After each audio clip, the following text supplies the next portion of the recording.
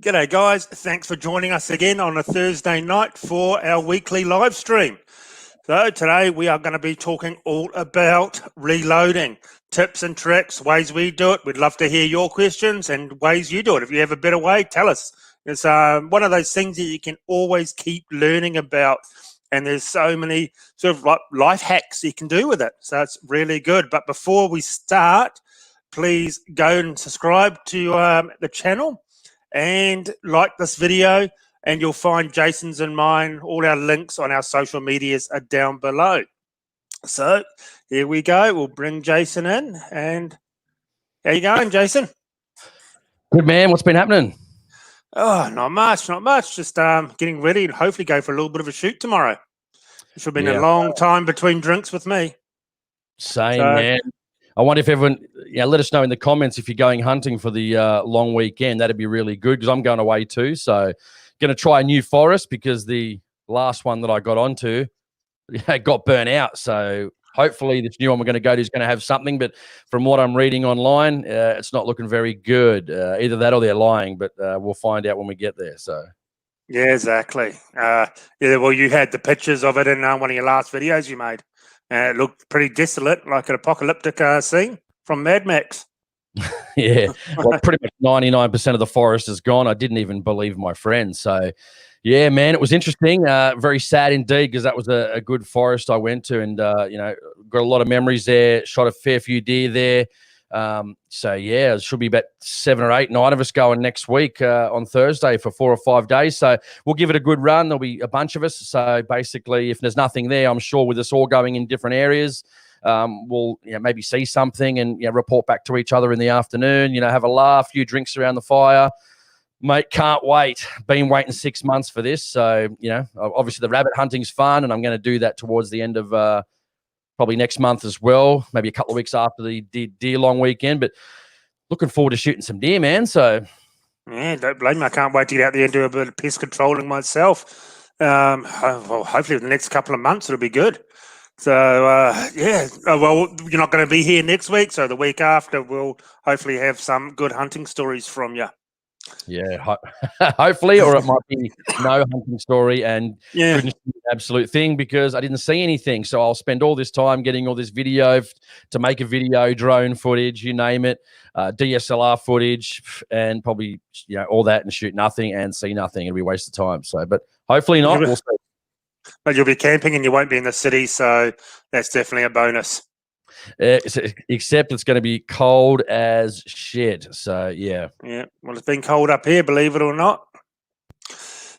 So, let's just jump straight into it. Reloading. Well, I made a video and it's out. It's been out for a few weeks. So that's the system, how I do it. And Jason has a little bit of a different system, but we'll go through both systems again, our sort of way. So, we'll sort of just talk about what we reload and how we reload each one. We do have quite a few questions already, which is really good. Just keep putting your questions up. We'll start at the top, work our way down during the show, and we'll hopefully answer them all. If not, feel free to ask them again the following week, and we will try and get to them again. But we do apologise if we don't get to them because this live streaming has actually gone off quite well. It's been a bit of a hit for us. So, yeah, we really like doing it. So reloading, we'll start with rifle, of course. It's the most common one to reload for, I guess. And, my sort of system is I get them and I de-prime them and size them and then trim them to size. And then I use a stainless steel washer. And that's my first part of my process before I do anything. And then dry them in the dehydrator. And you actually gave me that tip of the dehydrator as well to dry them. And I totally recommend, 100% recommend stainless steel washing. You'll never go back to powder again, to corn cob. You never will. That's just an amazing system. And it comes up like a mirror. Yeah, it is good, that stainless steel system. Now, my only problem was I had to buy one of those buckets to separate I got one of those. Using media, but it's good because you can reuse it. It lasts a long time. I normally just pour it back in there, drain most of the water off, pour it back in, leave the top lid off just a little bit to let it air dry, and mate, it hasn't even rusted. And even if it does, just clean the water out. It sort of cleans itself. So it's pretty good stuff, man. I've never used cob media, so I wouldn't know what it does or how good it is. I know people use rice for their sort of cob style media in the vibratory tumblers, but yeah, it's going to be good. So I've got a lot of products here today. I know you did something different than I do. I normally deprime with a Lee depriming capper first. So just basically deprimes the shells. I then clean them. Then what I do for them, then I obviously size them and then do all my associated work after that. But we'll talk about a bit of tools. Do you want to go first or do you want? Yeah. So, we'll get dyes first. That's probably the most important thing that everyone needs because this is one gadget that you can't get away from.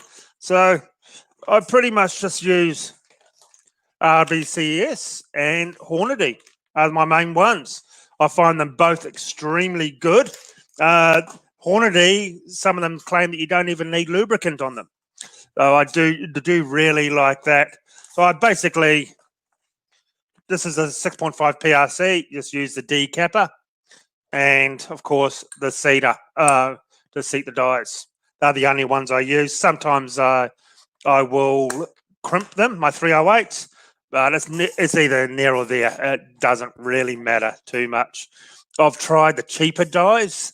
Like I've tried Lyman and they were awful. It just snapped off almost straight away. And one thing about them, the Lee dyes, which the dyes are all right, the Lee dyes, but what I don't like about them is the ring on the Lee dyes is just like an O-ring. It's just tensioned, and I don't like that because on my resizer, I screw it off, so I know every time I put it in, it's the perfect height, and I never change it. Now, the Lee ones, it doesn't really work like that, but you should always check them every time, but that's the main reason why I don't like the Lee ones. So I just find Hornady have always done really well, especially in pistol. I've put like the 9mm, I put probably 40,000 rounds through my 9mm pistol dies in the Hornady. So I do find them extremely good. As I said, Lyman, I bought some Lyman for 308 years ago because all that was in the shop. And it lasted probably half a dozen bloody loads. And the end just came off and broke inside it. And I thought I'd stuff it, threw them out. How about yourself? Normally with the bullet seating die, I normally turn, even if I put it back in, it's supposed to be in the same spot. You know, those collets on them, they don't seem that great on, most models. I think they're okay. And mine does stay in spot, but sometimes even then when you don't want to tighten it up too much, because if you do, I've done it, you sort of start to ruin the threads if you go too tight. And it becomes a problem, and then you can actually damage the thread. So when you're screwing it in, it can become hard and stuff like that. I mean, a couple of ones I use, again, the Lee stuff. I know a lot of guys that use Lee. That's all they use. They haven't got a lot of money to spend, and they're getting really good results with that. So don't think you can't get good results with that type of gear. It's a great starting point. Of course, if you've got more money, sure thing, spend more money. Always good to spend more money. Like you, I've had different ones over the years as well. I like if my light's not going to show it, but the Redding, that's the deluxe die set. So I really like them. Reason is I'm probably not a big deal, but I like the small turners on top. I don't like the big long ones that come out the top. That's just me. But again, all those will work. That'll work. It's just a personal preference. Again, normally I full length resize every time. When I used to have a 7mm 08, sometimes I'd just do neck resizing. But, I just always want to make sure it's always going to chamber. And, of course, good dies, you can't, mistake good dies. So, I mean, always buy what you can afford, guys. If you want to get into it now and you can't afford the best, there's plenty of options out there for you that will do the job. And Lee will do the job. You got, Hornady stuff, RCBS, Redding, which is what I've got. There's plenty of stuff out there to get you started in reloading. But, one tip, don't blow your head off or your hands. That's the most important. Well, here's something. We do have a message here, one of the first ones. What reloading rules have you broken and which wouldn't break again? Well, I've never actually broken any reloading rules. Always wear glasses, and this is why. There was 100 primers in that, and this was my old Hornady progressive press, and for some reason, it just went off the whole tube, 100 at a time. This got chucked up, embedded in the ceiling. I got burnt all down by my eyes, and I was lucky I was wearing safety glasses. So I'd never, and I don't know, I may have tried to force it a little bit too much that I shouldn't have, but the whole lot of went off all in once, 100 primers, and it was like a bomb going off in my reloading room. And it absolutely scared the living shit out of me. So be very careful. Never force anything. If it's not working, like sometimes you get in your primer pocket, sometimes a primer just won't fit in. Don't try and fit it in. Take it out. Throw the bit of brass out. It's worth throwing the brass out and then having an accident. That's for sure. Yeah. But yep, that was very, I don't know if you guys can see that. That was very, very scary. That was. And this whole tube was embedded up into the ceiling. So I kept that to always remind me. The only one I've ever broken, you can say it's breaking it, I guess, but I used to have a 308, and I used to recommend previously for 2209 to be run in a 308. And a lot of people that I know run 2209 in their 308, but it's no longer recommended by ADI to use in 308. But I spoke to a lot of people, and I don't think it's risky because they used to use it in most of the 308s and stuff. Like, it's a good powder for 308. In my 308 that I had before, I don't have it now, but it was really good. The results were really good. 0.6 of an inch at 100. So probably using a non-recommended powder in a caliber. But again, I don't recommend that you do that. Unless you're really experienced. But even then, stick to ADI book, do it right. And, go from there. So that's the only thing I could say probably that I've ever done that I maybe shouldn't have. So, yeah, well, also in some of the older books, the measurements are slightly higher than what the newest books are as well. I've noticed in ADI. So a few years ago, I was running a compressed load for my 308.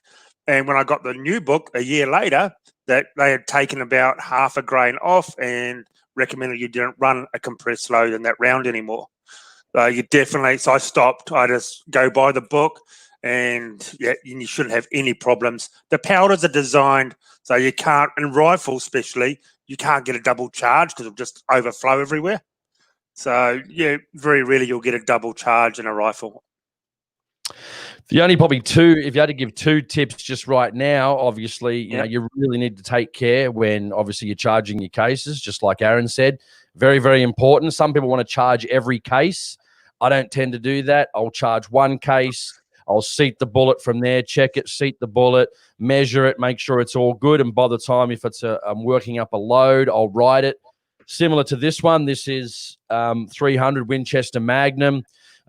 208 grain ELDM, 77, if I can get it to show, 77.5 grains of AR 2225. So I'll obviously seat it, measure it, write it down on there, and then place it into something like this, into an MTM case guard or similar. And then by the time I've done that, my powder dispenser would have dispensed the next load. Start that process again. Some people do it differently, but I think you just need to watch out for that. Second tip being, make sure you trim your brass. You don't want to have set people that 10 times they've shot their brass and they haven't trimmed it. You're playing with fire there, in my opinion, because, as you know, it keeps stretching, and then, pressure, and then all of a sudden you've blown your barrel in half. So I wouldn't do that if I were you. I don't go more than, say, three firings without a trim, and I don't do just some of them. I trim the whole lot. I just don't care. I trim the whole lot. That way I'm back to a blank canvas and you're ready to go. So, overcharging, sure, the ADI powders are probably very conservative, but, you really don't want to risk it, because I remember ages ago, this was so interesting. And this is why Aaron, maybe he can say, he goes, I'll start at the top or middle and work up or work down. But I had my 87 grain VMAX in the 243, and I went exactly by the book, but the book had changed a little bit, but I was still correct in my loads. And all of a sudden, I went up to 43.5 grains, which in the book says is totally fine, 44.5 being the top. That was with 2209. I was popping primers, and I could see, some smoke coming out the side of the action. I said, this is not good. What on it? Stopped shooting immediately, packed up for the day, went home. pulled the bullets, went and checked it just to make sure everything was okay, and then found out, yeah, the book was incorrect before, but I was still one grain under, and I was having those problems. So was it the machining process of the firearm? I've got no idea, but I may not start directly at the bottom, but I'll start maybe, depends on how wide the gap is. On the 300 Winchester Magnum, I mean, 77.5 grains up to, what's that? 81.5. So that's a fairly big spread. I'll start half a grain increments, 80 and a half, 81, 81 and a half, 82, provided that. But yeah, this is going to be a big banger, man. 208 grains of pain. So I can't wait to long range shoot with them. And then maybe some animals as well at the same time if I get the opportunity, some long range hunting. Yeah, the 300 Win Mag is a cute little round, but you can't go past the rum. You really can't. Apparently, I was looking at the 300 PRC, and apparently the 300 rum is the PRC's bitch. So we'll see. Yeah, we'll see. And talking about the PRC, I started reloading the 6.5 PRC this week. Isn't this an absolute sexy beast of a round? This is, of course, it's a short Magnum, and yeah, I do it a little bit different. I start at the highest range and work my way down. And don't do that. Don't do that. Don't do that. Because I'm a big fan of compressed loads. When I'm running my, where is it? Why not start, say, mid-range, then just build it up and then go from there? No, because I like fast, especially with target rounds. Fast and flat, less time in the air, a lot better for accuracy, in my opinion, and what I've figured out. So I don't mind screaming along. Like I'm getting these at 6.5 pill, going about, should be, you can get up to a 32, but this is just over 3,000 feet a second. And so, because I just like that. My 3006, I'm running a compressed load, and I'm getting half and quarter MOA every time, and that's just a hunting rifle. So definitely you can, just got your projectile and it's just crushing down the powder. It's beautiful. I've had some issues with the 243 running 2209 with a 70 grain Blitz King. I mean, they're a fantastic bullet. I love Sierra and the Hornady stuff, but I am getting some deviation problems. Like it's real close, 31 or 3250, 3255, 3253, and then bang, I'll just get two that blow out by 100 feet a second, and I've got no idea why. But someone did say to me, and it could be a potential problem, but I'm running 2209 in both the 243 and the 260 with the 143 grain. So obviously with the 143 grain, it's a lot heavier, it's a lot bigger bullet, it's a lot longer. What would you call it? The powder in the case fills up a lot more with that bigger bullet, whereas a 70 grain out of the 243, obviously a lot of that case as well is not really filled up and not complete to the top. So there could be some dead space in that case, which could be a problem. So I'm going to go back to the 87 grain VMAX. Not sure if that'll make a difference anyway, but man, we'll find out. And if it doesn't, well, then maybe we'll consider something else. I've changed up to primers to like bench rest style, or what's the Magnum ones they're called from? I'm thinking Federal. Federal, yeah, Magnum. The next ones. Yep. Like in the PRC and the rum, I'm running the Magnum primers. I don't know if they make much of a difference compared to the normal rifle ones, normal large rifle, but I am running those in those two there because they're Magnum rounds. Yeah, that's for sure. I'm running the Magnum Federal Match primer in those, so that's pretty good. But yeah, we'll see if that makes a difference. I don't know if it will, because 87 grain, obviously 17 grains heavier. Maybe that might take up a bit more space in the case. But I think it's an idea. It's something definitely to discuss. If you have dead space or dead air where obviously the powder's not taking up that area, there could be spikes there, but it could be something else. I'm not a big fan of the Winchester brass. I'm just not. I've had sloppy primer pockets. It's once I get rid of that, man, I'm either going to Hornady or Lapua or something just better than that. It's just I've had too many, like 2 firings, and I can't even keep a primer in now. Like, what's with that? What happened to their quality assurance? But anyway, I mean, some of their stuff's okay, but Yeah, I'm running Hornady in the PRC and Norma in the rum. And the 3006 and 308 is just a huge mixture of everything. So I got like 2,000 308 round cases, and I Yep. do my 308 in bulk. So I only really have to reload 308 like once a year. Okay, so powder dispensers. Yep. I run and Jason runs the same one, the Lyman Generation 6 powder dispenser. Fantastic. Works really well. And it's definitely the way to go. It just dumps it out. It's not 100% accurate, but I just trickle with, got a Hornady trickler. I just trickle just the last little bit in because I like everything to be very consistent in that. So, and the same with all of them. They don't drop exactly. Like it could be a tenth of a grain out or something either side. So I take a little bit out or just add a little bit to it as well. Yeah. So, but you'd never go back once you get an electronic dispenser. You just never go back. My only issue that I've had, I've got the same one, the Lyman Gen 6, is I've noticed I'll show them first, but this was what I got off a second hand off someone, but I've got another one as well. But this is the balance beam scale. Now, this is the RCBS. I think it's the 505 scale. So someone gave that to me. The only problem I find with the Lyman, I had it on for about like an hour and 20 minutes, and I was switching it up between the balance beam and the electronic. So I was getting it correct on the balance beam, pouring it over to the electronic to see, and then all of a sudden it was incorrect. It was reading 0.1, 0.2 grains, sometimes in 0.3 grains over. That's interesting. That's weird. I tried to recollaborate thinking it was this one. It was the balance beam, but it wasn't. So I recollaborated the scale again with the little hand weight, and then guess what? It was back on reading 100% correct. So that's you got to keep. If you got those on, you've got to keep using the weights and collaborating them every so often. They can change. They can go off not correct. It's a problem. So mine went off about 3 times in the space of about an hour and a half. So every half an hour, 20 minutes. Recollaborate the scale, just make sure 100%. If you're doing a lot of loads, you might want to recollaborate 2, 3, 4 times during that process. Shouldn't have to, but again, it is electronics. It is what it is. I've got the same one as Aaron, and it is good.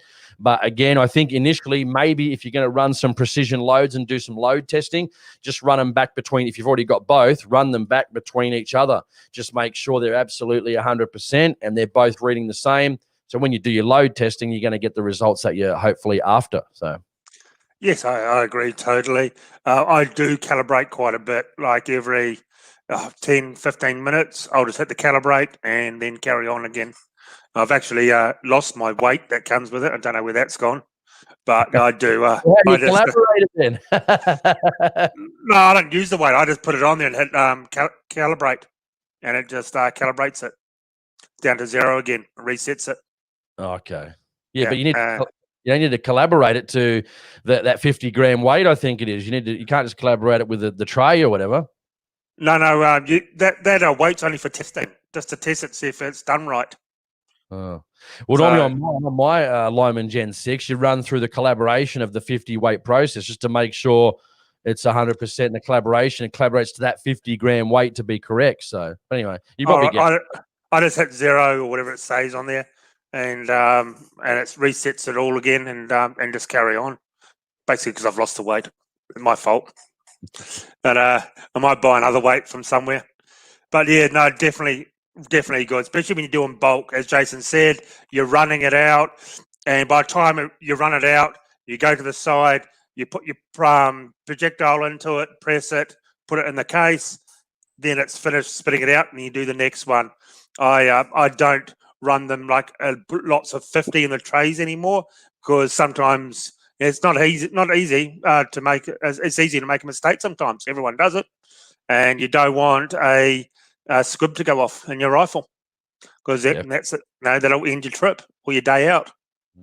That's for You sure. don't want to get a bullet stuck in the halfway down the barrel. I can assume that's not going to be. It's going to be quite costly for Yeah. your rifle when you get back. But what else we got there, mate? Because we're 25 minutes in. We've got to answer some questions. We'll just go down. DB Skipper, can't wait for this episode. A simple question: single stage or progressive reloader? Okay, so I've got a Dillon 650 here as well, but I haven't set that up because I haven't reloaded pistol. So I use that for the pistol reloading, a progressive, because it's just ka-junk to ka-junk and spit them out.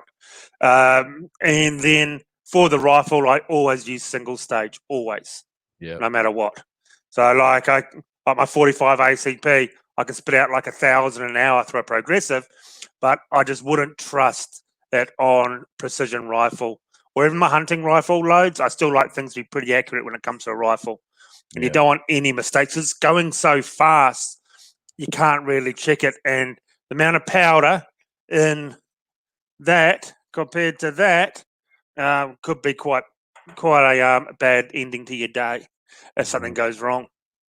So I like to always make sure, again, you're looking at the process all the time. So I think you got the same one I've seen at yours, CBS Rock Chucker, very, very good press. I used to have a Lyman, like turret press, where you just spin it round. But again, I just think you need to always be doing that process, putting your dies in.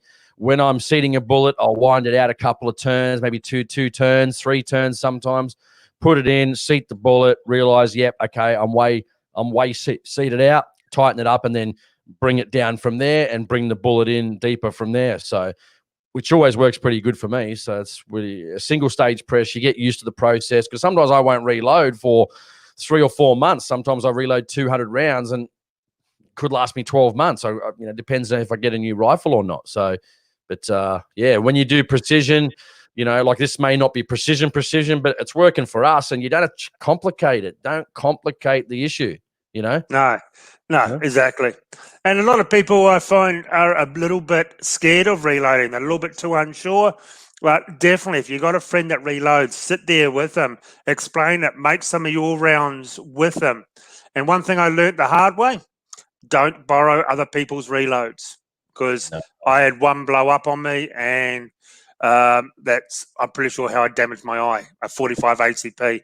I was given some reloads. I put it through, and had a massive failure.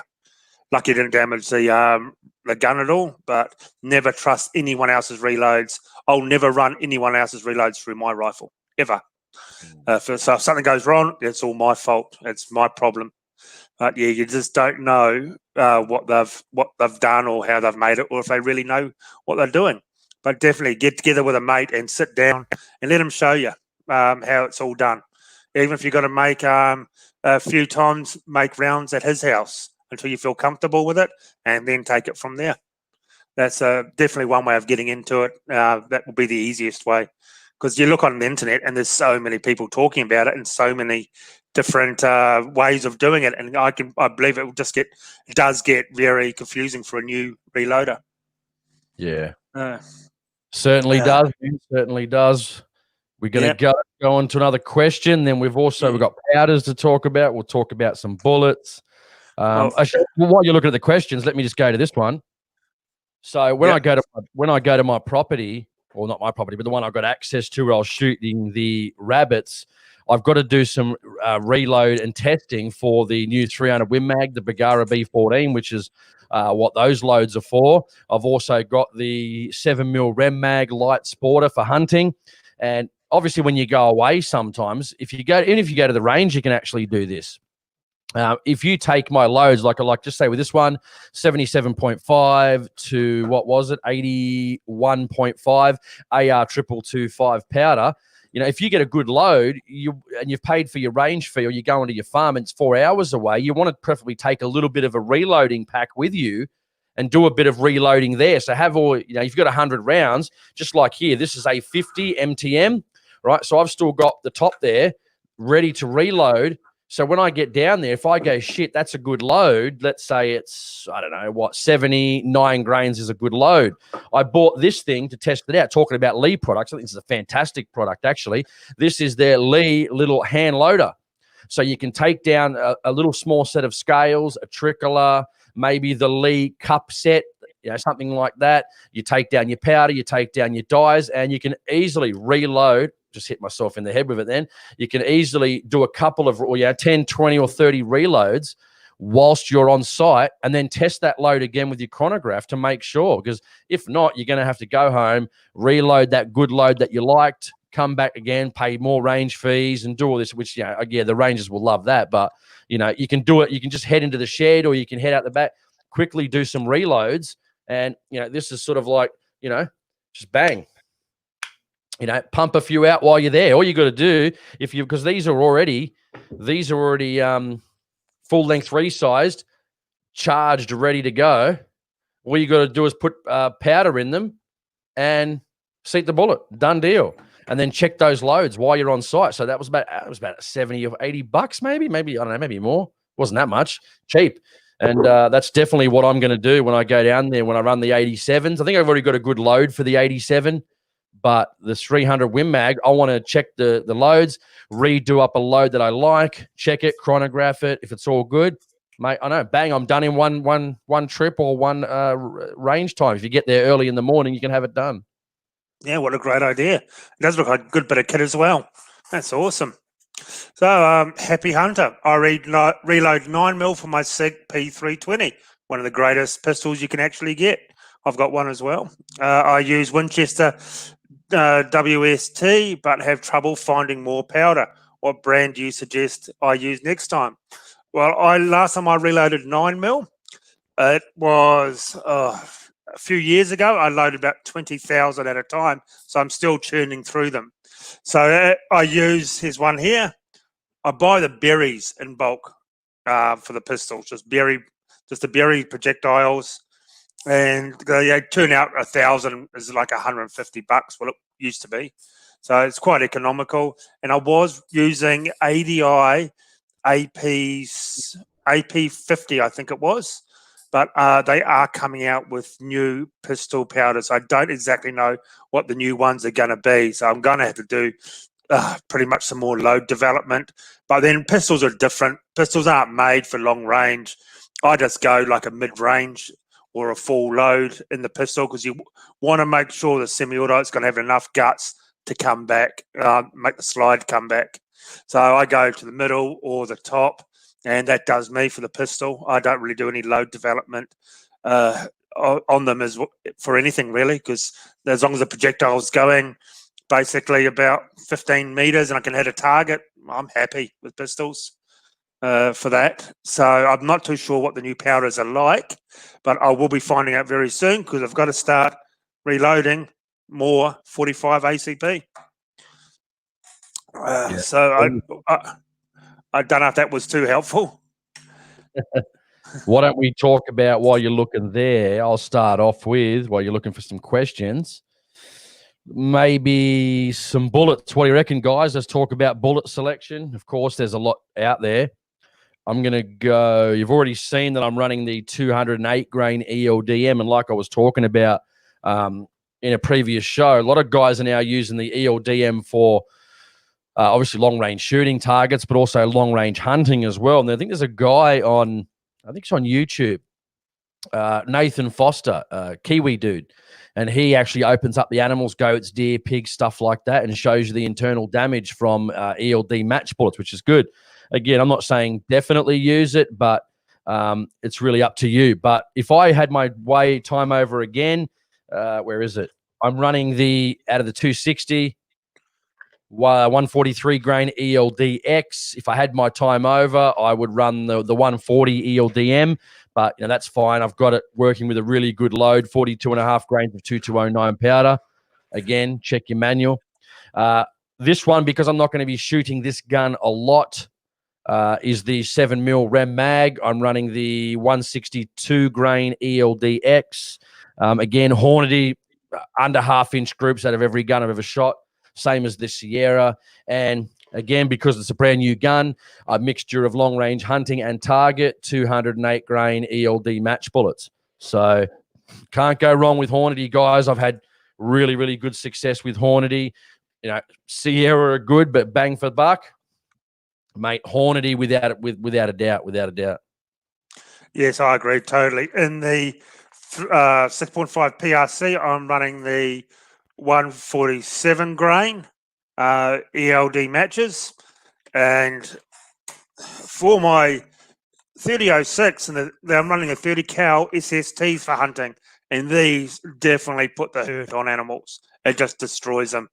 And I find these super accurate. 150 grain, screaming at 3,000 feet a second out of a 3006. And these things are laser beams, absolute laser beams. That's what I run out of that. And out of my target 308, I'm running the 150 grain Sierra Match Kings, which I don't think you can go past. These are absolutely fantastic. Not recommended for hunting because you'll pretty much just pass right through them. But, well, for target shooting, yeah, fantastic for those. And I will be trying. I just reviewed, and I'm just waiting for YouTube to do their crap to my video and say it's all okay. The A-tips, the Hornady A-tips, fantastic. Right, first round shot at 1,000 meters out of a 6.5 Creedmoor on target, and and it wasn't even dialed in properly for those rounds. Just fantastic, and got a okay group at 1,000 meters. I don't want to spoil the video too much. That'll be out in the next week or two. But I find the heavier ones out of this we'll go into the next question because this is sort of a part of it. David, hi guys. Best Hornady 6.5 Creedmoor hunting projectiles, in your opinion, SST or ballistic tip 140 grains? Don't listen. If Aaron had the 6.5 Creedmoor, I'd say run 140, even though he still likes 147. If he's got the 6.5 PRC, listen, to be honest, it probably makes sense to run the 147. But again, if you're going to go Creedmoor 260 6.5 by 55 Swede, I would run the 140s, man. I'm like I said, if I hadn't had the 143 grain ELDX, I'd be running the 140s in any one of those 6.5s, definitely 100%. And bang for your buck. I mean, you know, ammo, as we all know, is not getting any cheaper. But again, like I said, you can't go past Hornady. It's just, mate, I've had such good results with it, so I'm just going to keep using it until any such stage is, you know, a load never works. But I've never had to change a pill or a load with my first initial, like if I run, say, these bullets and I run a powder, I've never had a gun that's not shot. I've never had to change a powder. I've never had to change a pill. I've always found a load, always. Well, with my rum, I was running the Hornady, had no problems with it. It was very accurate. Then I just thought I'd try the Sierra 220s, the Match Kings. A bit more pricey, but boy, the group's tightened up nicely with them. But it is a very specific target round, that one is. And it is a bit more. So I agree totally. I've never had any problems with Hornady. I just rave about Hornady, from hunting to target. Basically, everything they produce has been really good. Never had any problems. So yeah, so Jason and me sort of differ on that one. He says lighter, where I say for 6.5 heavier. That's just my personal experience with the 6.5. I just found the 147s to get groups. I was getting groups at 1,000 meters with those 147s hand size. So I was pretty happy with that. And Jason actually saw that. He was a witness. So you can't deny that one. It's luck. Yeah, pure destruction. But we won't talk about that. There's a video out there that you can witness it for yourself. So that but there's nothing wrong with the 140s. You'll be fine if you want to run 140s. And there's something we did talk about just before. Should I avoid doing compressed loads? Well, no, because I don't run a compressed load in my 3006, and it's a fantastic. Some guys say no because quite a bit of pressure, but if you got a good quality gun, you shouldn't have a problem. And some people reckon it's because there's less gas behind it and you get better accuracy out of a compressed load. And I tell you what, my 3006 is just a laser beam. Here it is, here actually.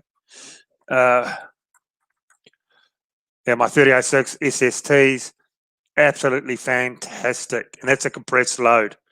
And those Hornadies too, they're SST, they're a bit cheaper, obviously, too, than the ELDX and the ELD Match. That's why some people, the ELDX are more expensive than the ELD Match. And again, it's all going to come down to what you're shooting with it. If you're going to shoot like my 7 mag, 5-6 times a year, maybe 15, 20 rounds a year, you can buy a box or two of the ELDX and mate, it's going to last you ages. It's not really going to be a long-range shooting rig. But if you're going to shoot a bit more, ELD Match, a bit cheaper, and you're probably going to, run them more. It's going to cost you more expensive, so you're better off running the cheaper. And you're going to get match-grade BC out of those bullets. I mean, can't go wrong with that. No, I do agree with you there, 100%.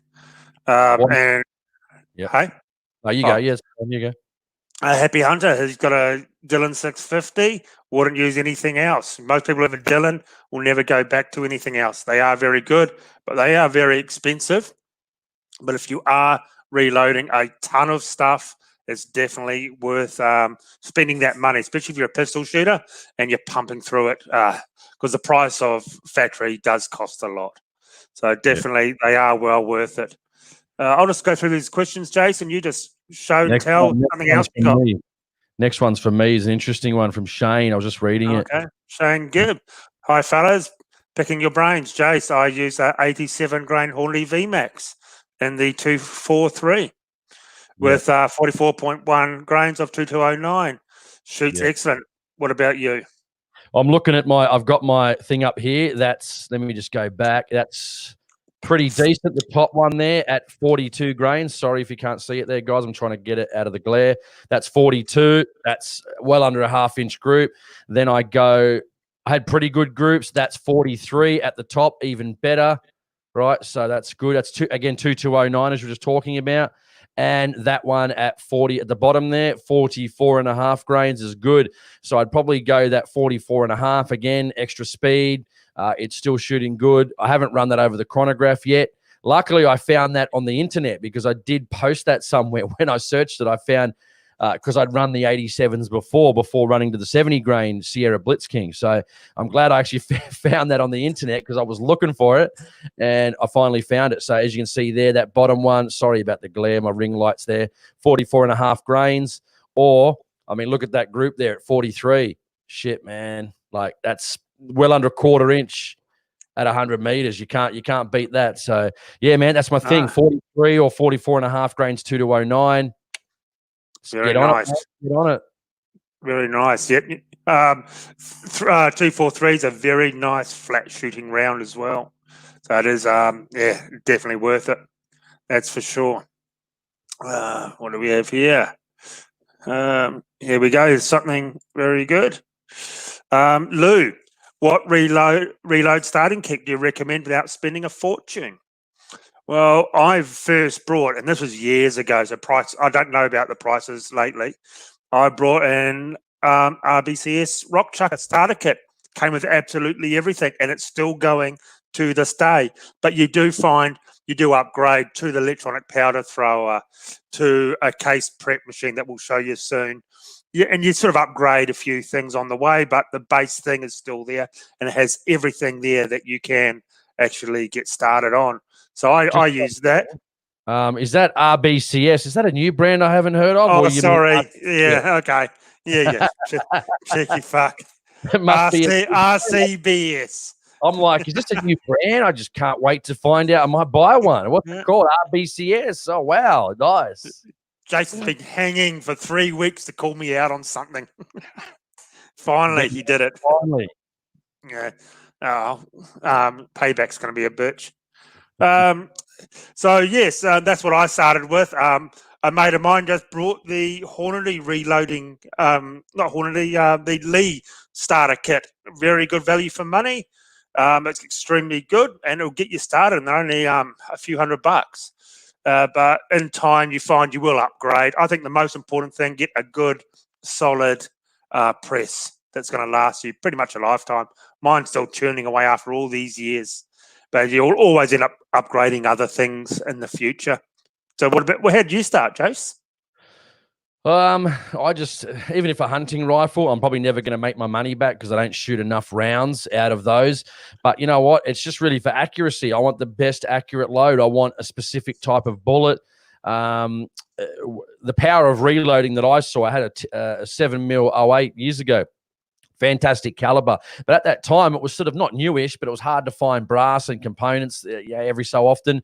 So I sold it and went for the 308, but it was literally shooting dinner plates. I think I purchased about $250 worth of ammunition. It was shooting dinner plates. I think the first one I loaded was a 120 grain VMAX. Mate, it was like that. First load. I think it was 2208. I can't remember exactly. It might have been 2208. It cloverleaf straight away. And I thought, wow, that's the power of reloading right there. Sure, factory rounds are still pretty good these days in like the Hornady match ammo and stuff like that. And any match ammo that's out there is pretty good, but you're not guaranteed. It's the power of just working up a load and coming to the end and going, man, that's cool. You know, I worked up this load. I did it, you know, and now it's shooting fantastically. And it's getting the best out of your rifle. Any rifle, I think, with a good load, a certain type of bullet, certain type of powder, will shoot, regardless. Cheap rifle, expensive. I've seen expensive rifles shoot like shit. So, you know, hand loading is the only way to go, guys. Get into it, even if it's a Lee kit. Get into it, or you know, Aaron's new brand, RBCS. So yeah, that's it. That's it. I highly recommend them. Yeah, okay, so that's twice already. It's twice already. Yeah, no, I agree. Just get what you can afford and just get into it because you do save so much money on reloading. You really do, especially for the bigger cows like that you're looking at like something 100 and something, just over $100 for 20 rounds. The PRC I'm looking at to buy factory, I think it's about $400 or $500 for 200 rounds. So you just a quarter of that I can reload them for. Once you have the brass, it's really, really cheap to reload. It's half the price of what you're going to pay, and your brass lasts a long time. So we're talking about that. Maintenance of your brass, as we talked before, is very important. One of the best things, and there is a review coming out on this very soon, because I actually purchased this after I made my reloading video. But this is the Lyman case trimmer, and this thing goes for about $350, $380. I tell you what, this is the best thing ever.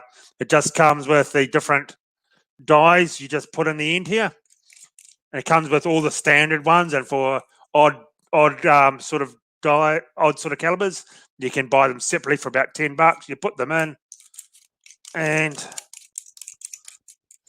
you can adjust it all here. This is set up for my 308 right now. You adjust it all. You just push it in, turns it on like a pencil sharpener. Boom, and it stops. The shavings just fall out the bottom. I can do bulk. I did all my 308, about 2,000 cases in a couple of hours, all trimmed to size. This has been an absolute lifesaver. I wish I'd bought it years ago. So I couldn't recommend one of these more. These are just awesome. So I check them probably every 2 or 3 times. I resize everything, and hardly anything comes off, if anything. So it's definitely, check that. You don't want to be, make your loads and they won't even chamber, and then you try and force it, and the whole damn thing blows up in your face. I don't shoot as much as Aaron. So it depends, again, how much you're going to shoot. I probably, I can afford that. I probably will get one eventually. But this is how I do it now. I don't think Aaron brought it with him, but most of the brands that have like a case prep station. Now, I saw this on that's it. Oh, perfect. Actually, well done. Nice. So this is I'll be like Danos Direct. This is a Lyman case prep station, folks. And you can do everything from your chamfering, what else? Your primer pocket cleaning. You do everything on that. I've got one too, right, guys? Now, this is what I found on the internet. Now, he's got a trimmer. This is really cool, I find. So what you do is I buy the Lee, right? If I can get that on camera, guys, the Lee cutter, right? Now, you have to buy the one. If anyone wants to know which one it is, email me, australianhuntingpodcast@gmail.com. But don't buy the normal one. You got to buy the one that comes with the thread on the bottom. Okay? Very, very important. I'll give you the number because someone did ask me. So what you do, you screw that into your case prep station. Okay. Then as you do right there, top left, I'd probably put it in that top left. Exactly. Perfect. This is like Danos Direct. You could get your free steak knives at the same time. Exactly. So you drop this in, you screw it in. And then what you do is you get, you got what do they call them, Aaron? The collet locks where you put the stopper in and you put your brass in it and you lock it on.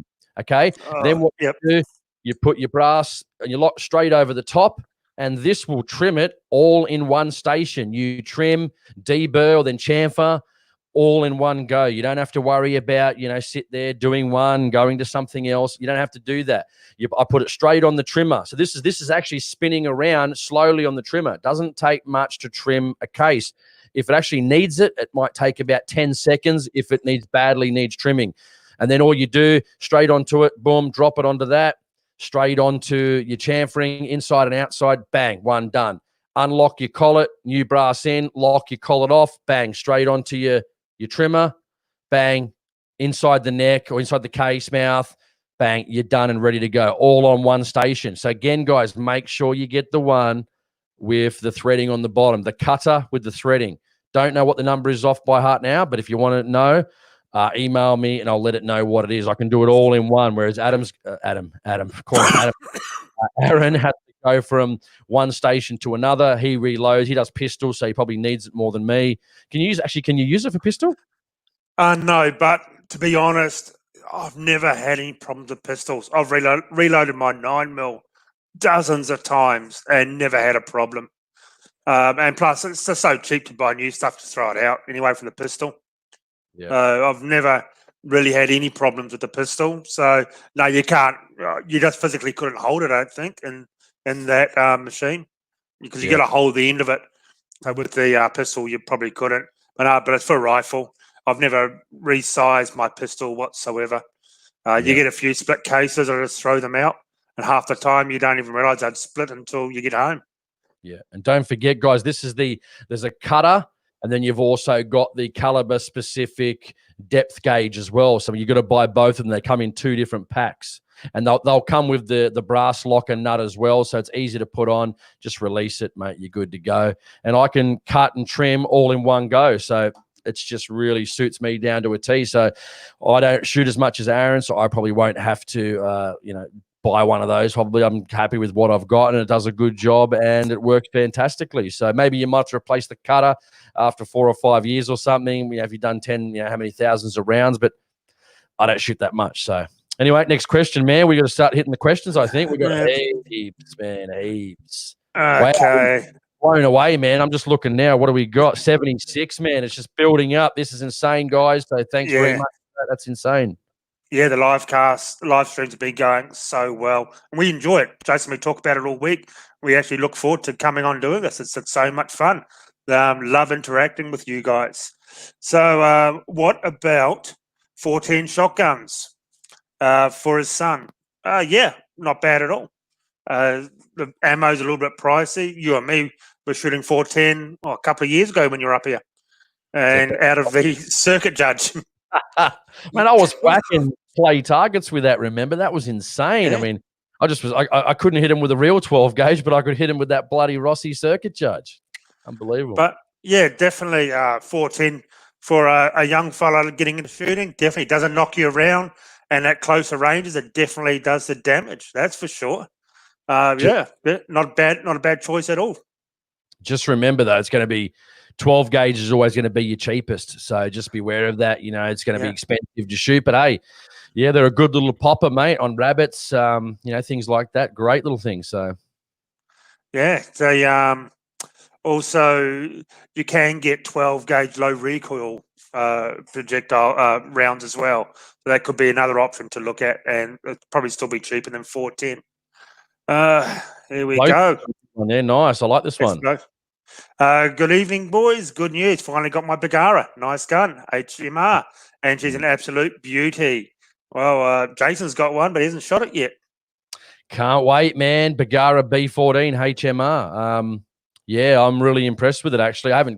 I'll let you know if I'm impressed with it once I start shooting it, but I hope it's going to be, it's got that all-in-one system, stock, threaded barrel. If you buy, I think the threaded barrel is on the. I think they all come threaded, so fantastically for your 6.5s.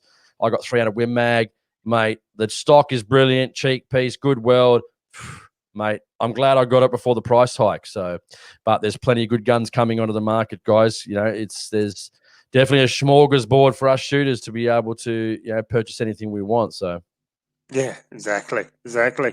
Very nice gun. Hey everyone, here's a good one. I was just thinking about this today. How many overseas people? Kevin. Hey everyone, watching from Southern California. Well, that is awesome. And on the American shows I've been on, I've always said we would love Californian gun laws in Australia. That would be awesome because at least you're allowed semi-autos. At least you're allowed to shoot pistols on private land. At least you can have that. Okay, they're very restricted, as in, like over here, you can only have 10 rounds, I think, in your AR-15s, but hey, at least you can have the bloody things. We can't even have that.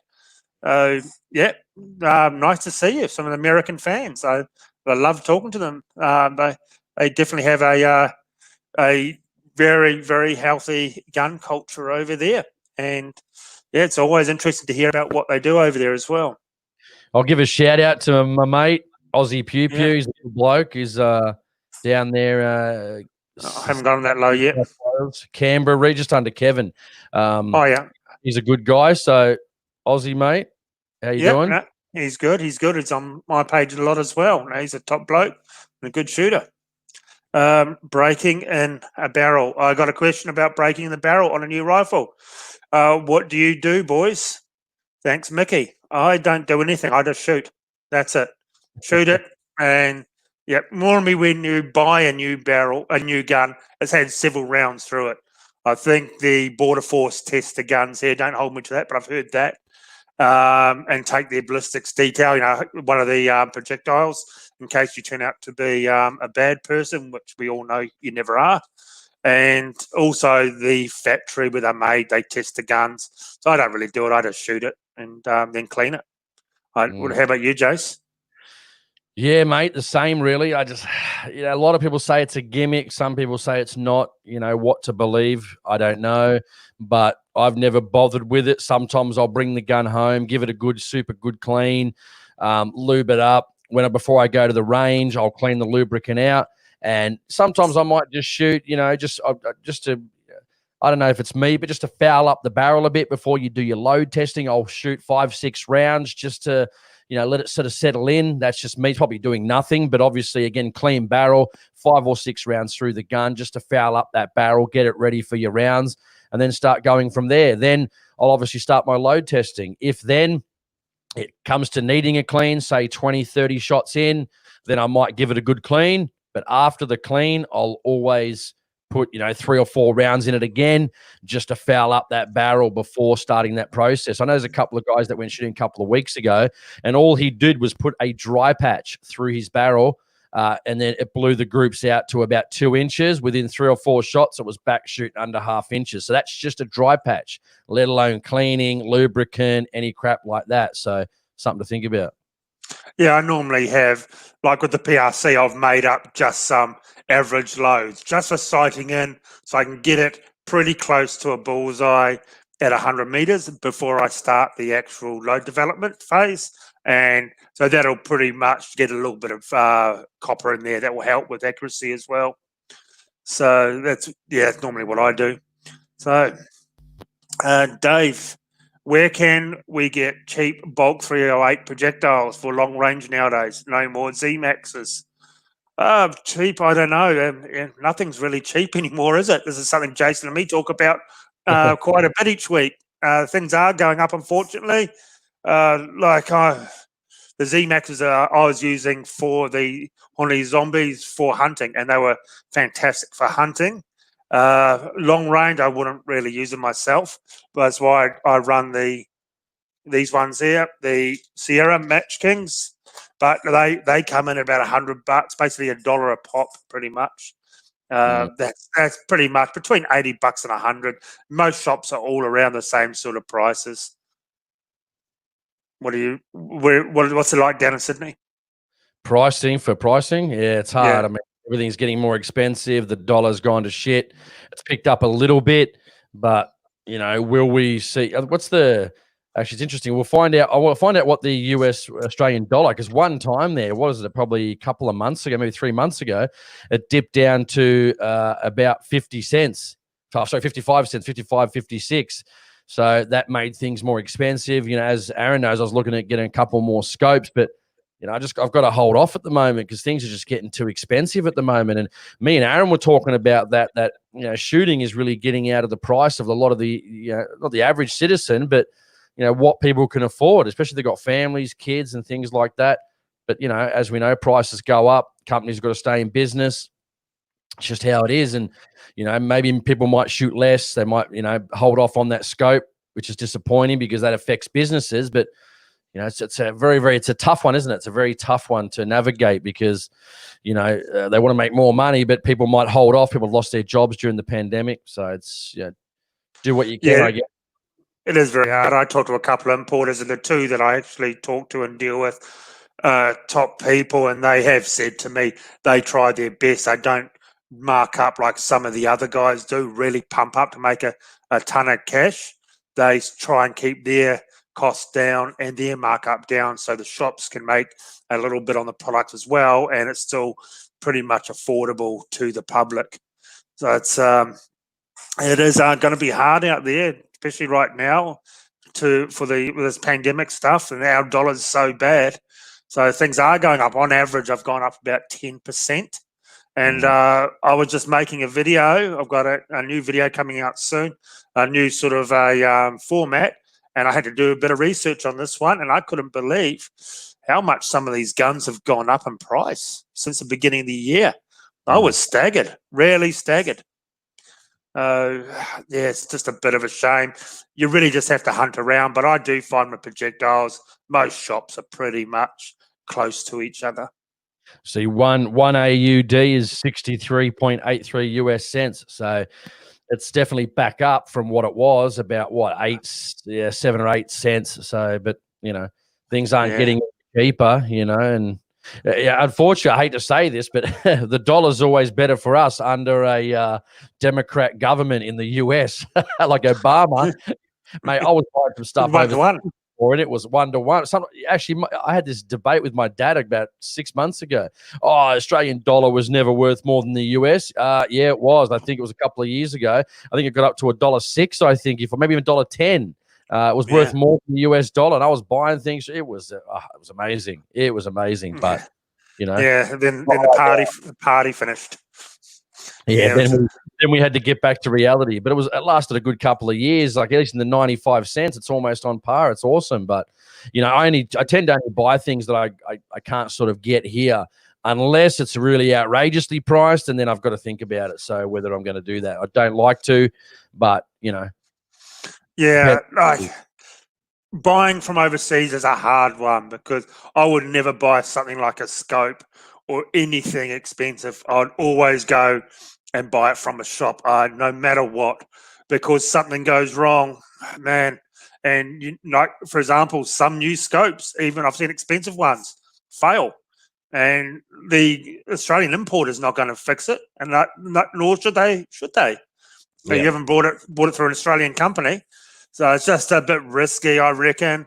Little bits and pieces off eBay, but then we've talked about the eBay stuff in the past, that like the bipods, they just don't hold up really at long term.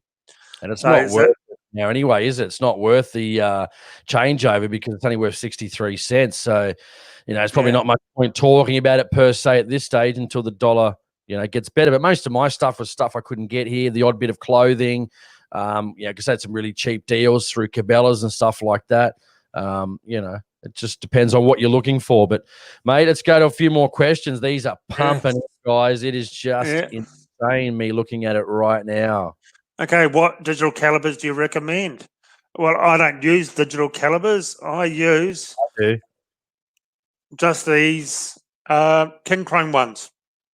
Those things are in a portion, guys, dead set, because I just couldn't. When I was trying to use them with Aaron, it was like, I just need something a bit more accurate, I think, than those. They're accurate, but I just had reading These are them. super accurate. Yeah, well, yeah, you got to be able to figure out maths and have some form of intelligence to use these. Where I have no problem at all using these.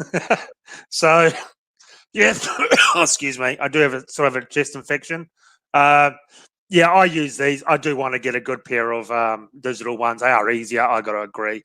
But this is what I use for now. 'Cause it's all I got. I had a cheap pair, and they actually just broke. Something I got from like Super Cheap Auto years ago, and they just crapped out in no time.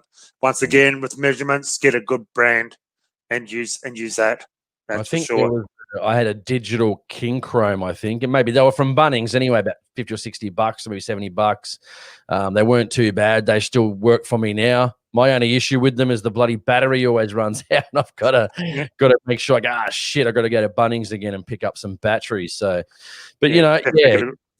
definitely get electronic ones. I think they're good. Okay, 243 or 308. That is so easy. 308, old school. Definitely better knockdown power, nicer round. Yeah, I like it. I know what Jason's going to say. No, I say all depends. Have you got no rifles? Have you already got a big one? Have you already got a small one? It's all going to dictate both good, man. Both run on the 308 case. So Yep.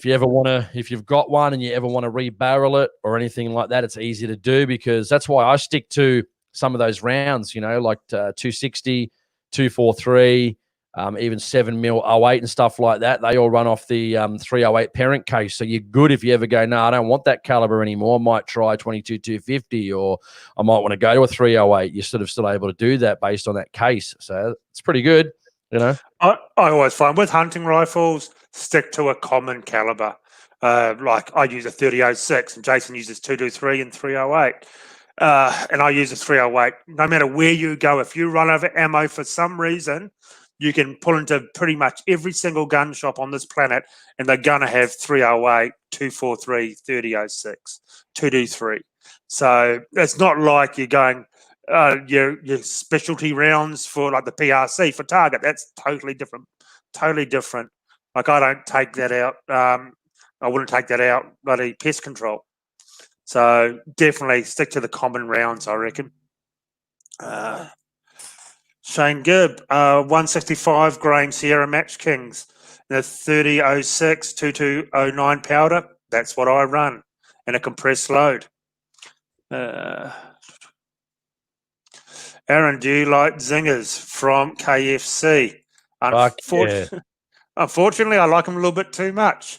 By the look of me, so do I. Man, we need to. Thankfully, we've been getting out in this bloody pandemic and doing some walks and trying to get our hunting fitness back. So yeah, man, nothing wrong with a zinger from KFC, my friend. I tell you. Oh yeah, I like my spicy food. What's the best neck turning tool, Jason? Listen, I don't really do that sort of thing. So again, I'm getting good results without doing that. But if you want to do that, that's completely up to you. I mean, that's going to sort of next level. But yeah, no, I don't have any experience on that, man. So I prefer not to comment on something I don't really have experience, personally. So yeah, same with me. You can just go to the absolute 9th degree with reloading, like go way above what you and me do. And some of these bench resters, to me, I'm not all that fussy, even on my target loads. I don't really go overboard that much. Rob's woodworking. I heard Hornady ammo and reloading gear is going to have a 3-year waiting list here in Australia until stocks get back up in America. Well, I deal with Hornady, and I haven't heard anything about that yet.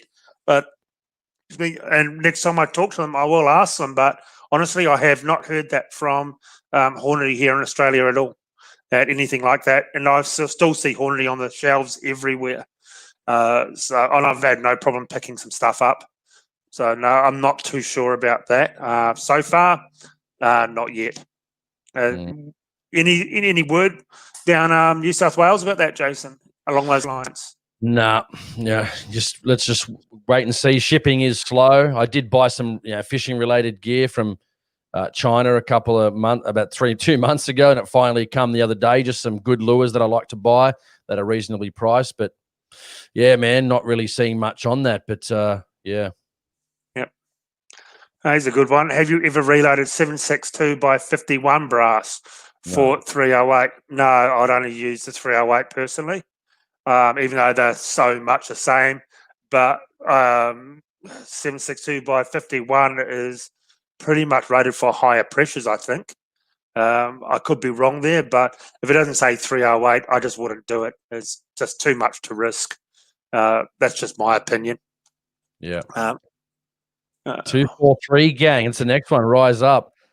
I like my 243, man. Like, I know Aaron probably we're just joking, but I reckon 243 is, I mean, it competes with 204, obviously not for speed.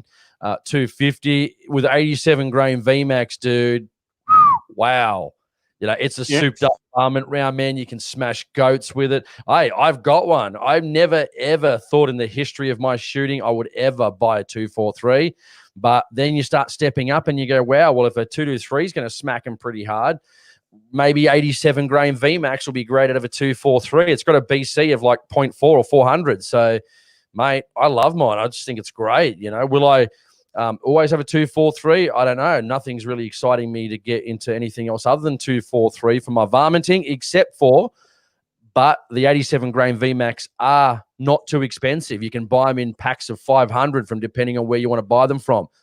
Bit cheaper for 22,250 with like 50, 55 grain VMAXs. You can buy 500 or 1,000 of those, and they are going to be cheaper, guys. You're going to run less powder, obviously, as well. In your 223, down to about 26 grains, 25 to 27, somewhere around there, depending on 2208. Always worked really well with 2208.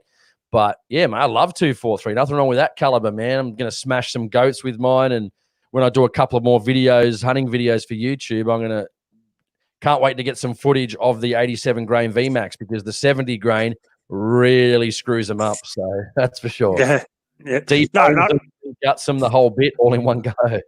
Nothing wrong with 243 at all. We got a bit of rivalry with that, but yeah, I don't think there's anything wrong with it. It's a nice flat shooting round, which is always good for hunting, because holdovers, snap shooting, you don't really have to hold over too much at hunting ranges. That's what I do like about it. That's why I like my 3006, the light pills, compressed load. It's a laser beam pretty much. Wherever you put the crosshairs on, up to 300 meters, it's going down. So that's what's very good about 243. 308, you're more lobbing it in. And that's what, here we go. What would you want? Need a cannon like a 308 over a 243. Well, sometimes bigger is better. That's what she said. It's interesting, right? Like that's an interesting thing too. And like a lot of people are like, it depends on what they're shooting. Like I'm probably going to make a few videos coming up of my hunting on the rabbits. I'm probably going to smash them with the 260. Yeah, it's a lot more expensive, like almost $1, 80 cents, 83 cents a bullet. Why would I do that? A bit of fun, get some good video footage, and why not? Do what's fun. Yeah, exactly. Okay, Aussie Capitalist, good to see me back again. I bought a Sulan Arms TAC 12. It's a Benelli M4, but a straight pull. Looks mint, very nice. I shall look that one up. I was just talking to a mate about straight pulls today. He was asking what to get. I still think the Franklin or the Berica are the two that I've had almost zero issues with so far that I've tested. I've tested a lot of them, and those two seem to all have turned out to be the best ones yet. But I haven't seen these ones. The M4 is a lovely gun, so it'd be nice to see that. Benelli M2, and if we could own an M2, I had one before. Wow, nice gun. Yeah, only dreaming. That's all going to be about a different video, I think. Here we go. What we just talked about, case trimmer. Can't go past this, but it is pushing $400. Jason Systems, a lot cheaper, and it does the job as well. I think it all comes down to how many rounds are you going to trim at once. If you're only trimming 20, 30, definitely the system Jason's got is fantastic. Me, I'm doing like 1,000 to 2,000 at once over a couple of nights watching TV, so I use that. So that's it's the best thing. There's a good one. What solution do you guys use for wet tumbling? Okay, Jason, you start off. What do I normally use? When I bought my kit that came with it, I think it was Aussie Sapphires, the place you can get it from. Pretty much they bought a burnishing compound, so I'd put a little bit of that in there. I think 2 teaspoons. If you don't use enough on it, it won't work. So I put 2 teaspoons, depending on how many you're doing.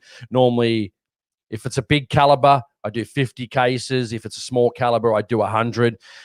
Just a squirt of like a normal dishwashing liquid as well. And sometimes I've been known to throw in they sell it at Bunnings now, but the orange version, simple green orange, just a couple of capfuls of that in there as well. But I don't think you really need that. Sometimes I know Aaron and I've just bought a bunch of it too.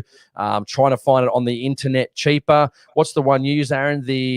I think it's the cream of tartar, is it? No, what's it called? Citric acid. Citric acid, yes. Find 1 or 2 kilos of that, buy it in bulk, 2 teaspoons. I've seen some of his brass that comes out looking shit like brand new. Yeah, like a mirror. Absolutely fantastic.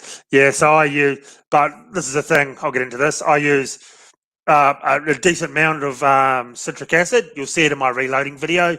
I put out a couple of months ago. Citric acid, a decent amount, dishwashing liquid. That's all I use. I was putting a little bit of vinegar in there, but I don't think it did anything. But the O-ring seems to be deteriorating on it, falling apart now, so I've got to buy more O-rings. I'm wondering if it's the citric acid that's doing it. Because mine's always had a little bit of a leak because it's just a cheap one from eBay for about $80. I don't know. Maybe next time I'll upgrade to another brand, a proper brand one. I'm not too sure. I know you're the same as me. My one just started leaking probably about the last time I was reloading. I noticed it leaking and I tried to get it tight. So yeah, you got to get those O-rings. I think you can buy them online. So we'd have to just get a measurement and buy just that O-ring online. It should do the job. But man, stainless steel tumbling. When you get them out, put them in a spinner. Get all your media out, and then the key there is don't put them straight in your dehydrator.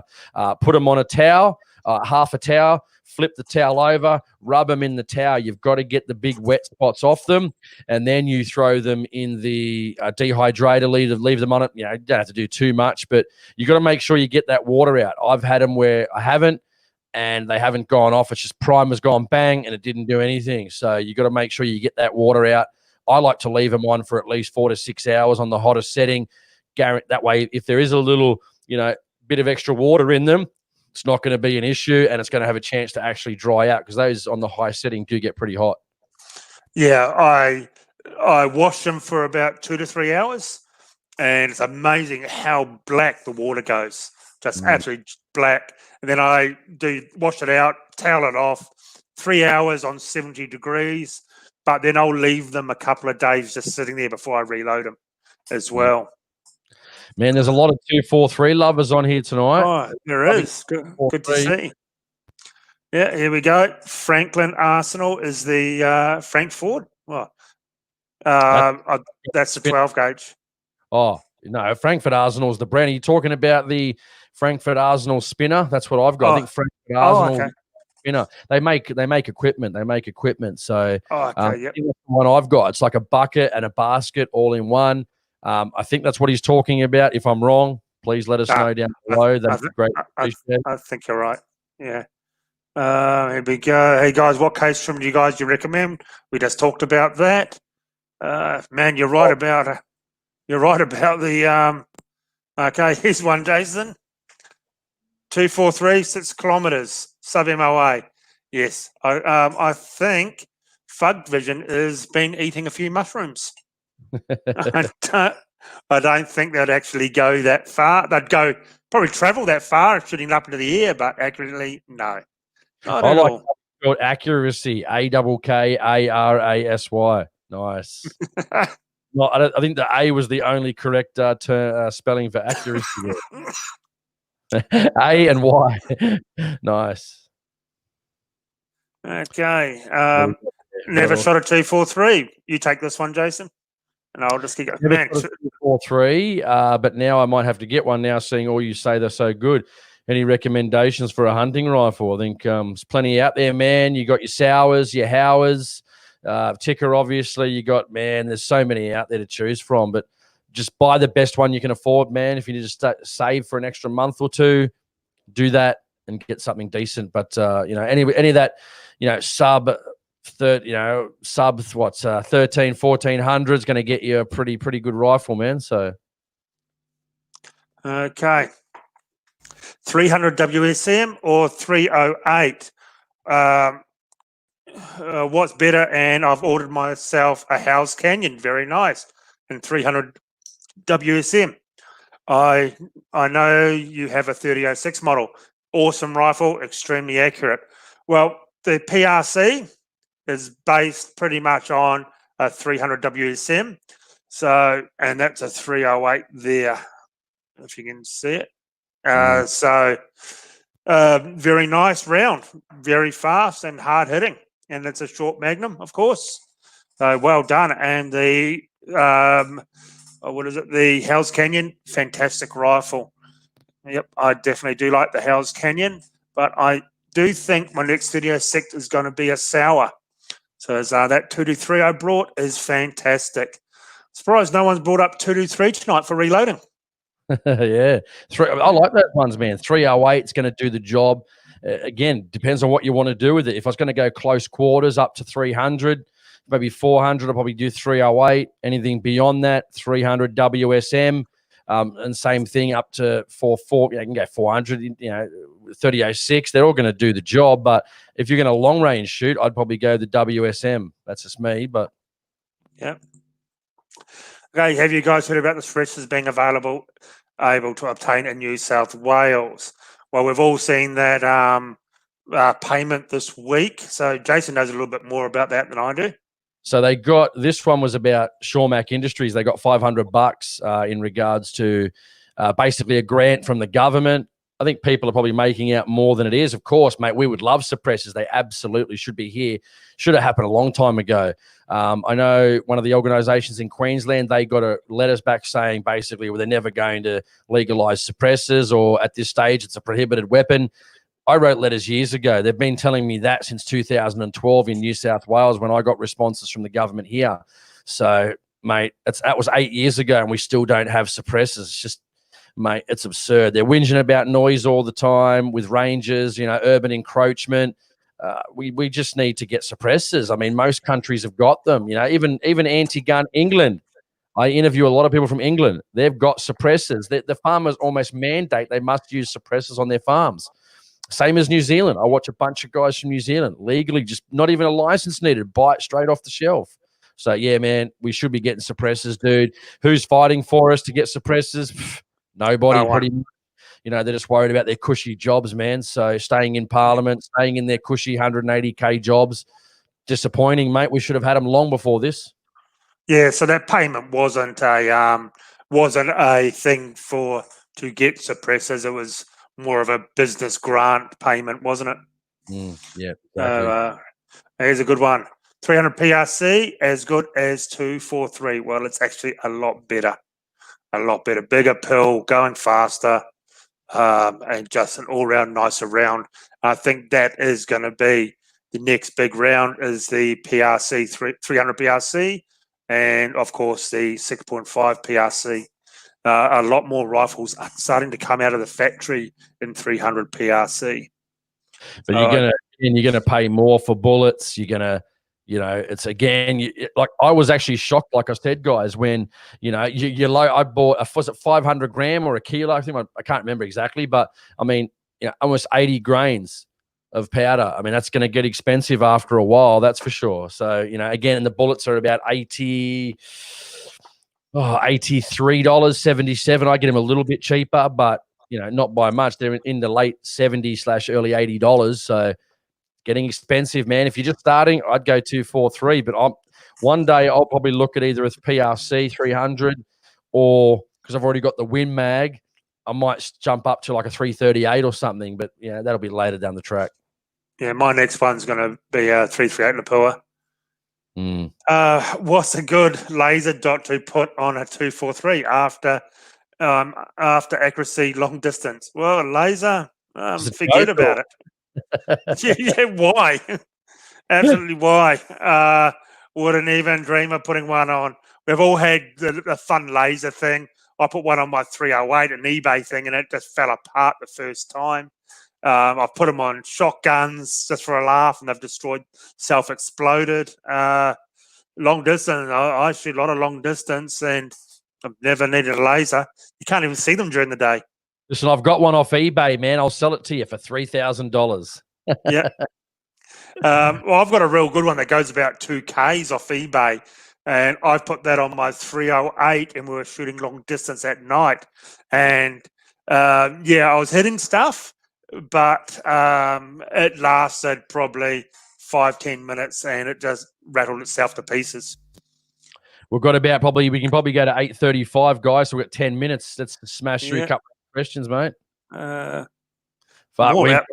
guys, we're so sorry because we just weren't expecting such good results on the live stream that we'd get so many questions. I'm looking here, about 70 to 80 people currently watching. So that's just blown us away, guys. So. Yeah, you guys are the best. This is so much fun doing these live streams. This is what it's all about. I've really wanted to interact with all you guys, and it's a lot easier answering the questions on here than it is on just texting with messages. Hi, boys. Wondering what spec scope should I put on my Tika 300 Win Mag for target and hunting? So, Jason, Tika is your field. If you're going to listen, there's plenty of options. Zeiss V4, 4 to 16 by 44. If you're going to do more hunting, Leopold VX5 HD, I think they're more on the very lighter side. So that's if you're going to be more hunting. I think if you're going to go up to more target shooting, I mean, the sky's the limit, mate. What do you got? Night Force NSX, Night Force SHV, Night Force ATACR. It depends. You got the Vortex Razors. You've got, some of the Zeiss's, as well in the higher end as well, like Zeiss V8. Are you going to be dialing? Are you just going to be using the reticle? There's I've got Citron S3 myself for the 300. I've got Delta Striker. Aaron's got some different scopes as well. You've got obviously Schmidt and Bender. There's heaps, man. But it depends. Sometimes it's hard to cross over those rifles. But what do you reckon? Depending on what distances, I call long distance. Like 1,000 meters or more, so you're going to need a decent scope for that. Up to $500, get what you can afford. Some of the entry-level scopes are really, really good. Up to 500 meters.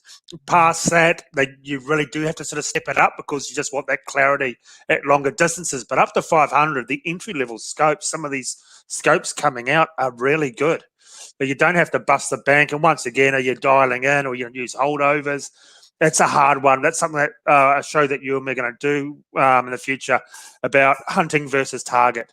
It's two different guns. There's no one all magic gun that does the same thing. I don't think. Yep. But yeah, there's just buy what you can afford, and you got to look at what distances. Tracking is very important if you're going to dial them as high-end guns. Yes. As we said before, last shows, if it doesn't track, it's shit and it's a waste of money. Yeah, certainly is. 243 not allowed for deer hunting. In Queensland, deer are pests, so I think we can use pretty much what we want. But you do public land down in New South Wales, don't you? Do they have some rules? Yep, two quick ones. 2 minute. I think this is a recommendation. Is minimum 243. I know in Victoria, correct me if I'm wrong, guys, but I do know 243 is legal on fallow. But if you're doing sambar and reds, it's got to be over 270. So again, that's going to knock out a lot of your 6.5s for you Victorian guys. So 243 for fallows, okay. Sambar and reds, you need over that 270. So your 7 mils will be fine, your 300s will be fine. In New South Wales, it's just a recommendation. You can shoot them with anything in New South Wales, but of course, I always say use something caliber specific. Yeah, exactly. This one's for you, and I'll find the final questions. Target or hunting for the 300 bag? Both, dude. Why not? Smash it home. You can shoot long range. I always say one very good tip, like me, as I said, 30 cal. If you're going to do it properly, if it's a long range rig, the heavier the bullet, the better BC. Sorry guys, you can't really see it on there. There we go. 208 grain ELD match bullets. That's what I'm using in my 300. Like I said, if I'm just hunting in the 7 mil, The 162 grain. Sorry about this, guys. My light 162 grain ELDX again. But again, like I said, guys, most people are running the ELD matches now. Look it on YouTube, heaps out there. Okay. Do you guys anneal your cases? I don't, but I know a lot of long range shooters do. But I do know you've got to do it right, or you can actually make the bookcase worse. I'm thinking about doing it soon. I just think it's good to extend the life of your brass. I think it's a good idea.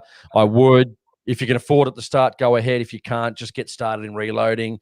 Yeah, the brass might get a bit stiff. You might break a few, but they're not that expensive unless you're doing the inconspicuous calibers like the 6.5 PRC. Yep. Okay, sonic cleaner. We haven't talked about that, but the sonic cleaning is another one. I just find the tumbler a lot better. A lot better.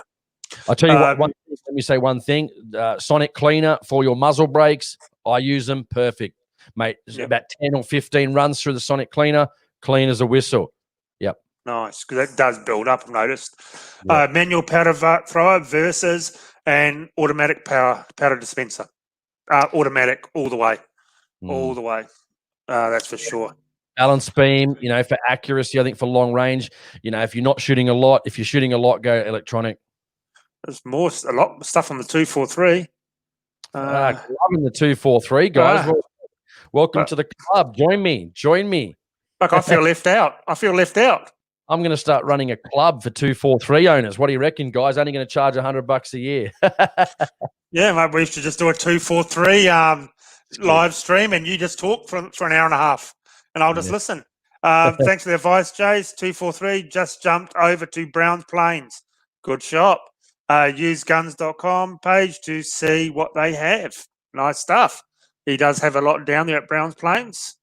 Hang on, one second to answer this one too, Aaron. Sorry to jump, but Mitch Seals says Reading or RCBS dies. Mate, both are good. Both will do the job for you. High quality stuff. Mate, both will do the good job there. So RCBS or Reading dies. Yep, both. Yep. Problem. Okay, just a couple more. Hi, boys. I've got a Weather. I must be a Weatherby. 30 by 378 Magnum. What load do you recommend? Model 175 ballistic tip. I have absolutely no idea because I never reloaded it. But I never even heard about it until just then. So there you go. Sorry about that, man. Just again, look into loads. If not, try and ring ADI or try and find someone that's got a load. That's a very probably interesting caliber that I haven't heard of before. So sorry about that. Yep, I know they are a heavy hitter. My mate had one; he just sold it. He was reloading for it, and a very tricky one to find a good load, I think. How much? This is going to be something that I'm looking at. How much is 338 Lapua roughly for factory? I think it's a couple of $100 for like 20 rounds for the good stuff for factory. So you definitely have to reload for it. See, that's putting me off with some of these. Again, this goes back to the other thing, putting me off about these, even though that's not an inconspicuous caliber. It's just you start getting into that. You've got a lot of brass costs. You've got a lot of, powder costs. You've got a lot of factory, the peel costs for the bullets. You're getting up there, guys. So you're really going to go out through your ass financially with that sort of rifle. But, hey, I'll probably buy one too. Yeah. Okay, and final question. And I do apologise we haven't gotten to them all, but we are running out of time. Sauer 100 or Tikka T3X? Listen, I'm going to say both. Again, I've said this before. I've got a lot of Tikkas. I just think they're getting a little bit expensive, for the pricing. But they are good. There's no doubt about that. Everyone knows that. They're a good quality gun. The Sauer, I shot one with Aaron at Christmas as well. Really good as well. And I really like shooting those as well. They've got a lot of configurations coming out. I'd say both. If you're going to go cost, if money's a factor, go the Sauer S100 or Sauer 100.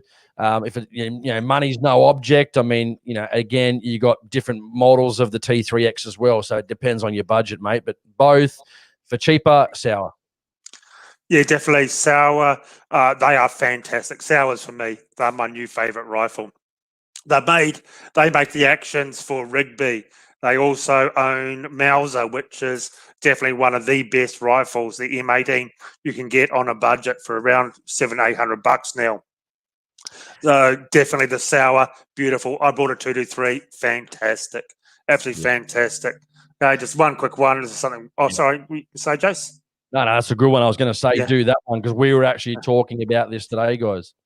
Yeah, can you do an episode on hunting and long range targets? Yeah, we're actually in the process of doing a series on long range actual videos. So we're going to get back into that. Now we've got a little bit more time. The next episode we'll film soon on that. But yes, we will be talking about scopes for hunting, which is something that interests both of us. So we will be doing that very soon, actually. So yes, definitely, Nick, we'll be doing that. Everyone here, man, is coming out about the glorious, and I repeat, glorious 243. It's just everyone's loving the 243. Maybe we should do much to Aaron's discuss. We should do a 243 episode. What do you reckon, guys? 243 episode. I'm open to that. I'm happy to talk about it because I have got a really good video on a 243 Seiko that shot absolutely amazing out to 500 meter to smacking headshots. Yeah. So anything else you want to answer, Jason? Because they're still rolling in. The questions are still rolling in. Yeah, it's absolutely awesome. It's been good. You know, me and Aaron thought when we first started doing this, we'd probably get, honestly, 2 people watching. I mean, it's honestly blown our expectations just out of the water pretty much on the amount of people that are coming in, are giving questions. We're not experts, guys. We claim to be people just like you. I mean, we're not professionals. We've tried stuff. We're having fun. We're not the best shooters in the world. We're just doing what works for us. And, we consider ourselves just like you guys, and no different. And we just try our best, and we're still learning too. So, if you want to learn and come along from the ride, we can all sort of learn together. Yes, definitely. Definitely. It has been fantastic. You guys are the best. We have so much fun doing this. And we won't be going anywhere because this is pretty much the highlight of my week doing this. It is great. And the questions are still coming in, but we're just running out of time. So next week, once again, I'll put the link up around lunchtime if I can. You get on there and start laying your questions first up because we start at the top and work our way down. So next week, Jason will not be here because the lucky bastard is going on a hunting trip. So I am trying to nail someone down. I have actually nailed someone down for a future episode that you guys might be very interested in. He's quite a large YouTuber overseas. So that will be hopefully be happening sometime soon. Next week, I'm trying to get someone else on, but we'll have to wait and see. If not, you're going to be stuck with me. And the sort of subject I'm thinking about, what I get a lot of questions on how about YouTube. How do you start a channel? What do you do? How much money do you make? All that sort of stuff. So it might be something along those lines, answering the most popular questions I get. So Jason will be back in 2 weeks. I'll definitely be back next week, same time, same place. And thank you very much, guys, for watching, and have a great, safe week. Catch you later. Thanks.